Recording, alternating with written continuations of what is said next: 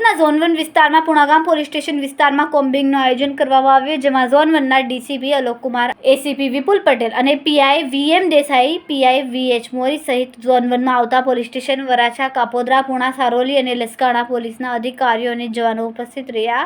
અને આ તમામની અલગ અલગ ટીમો બનાવીને પુણા ચોકી વિસ્તારમાં પેટ્રોલિંગ અને વાહન ચેકિંગ કરવામાં આવ્યું. તેમાં ટપોરીઓ, હિસ્ટ્રી ચીટરો, નાસ્તા ફરતા આરોપીઓના સ્થળ ઉપર જ ચેકિંગ કરવામાં આવ્યું હતું અને વાહન ચેકિંગ દરમિયાન 4000 રૂપિયા જેટલા સ્થળ ઉપર દંડ વસૂલ કરવામાં આવ્યો અને 28,000નો દંડ ઓનલાઈન આપવામાં આવ્યો હતો. 6 વાહન ડિટેક્ટ કરવામાં આવ્યા.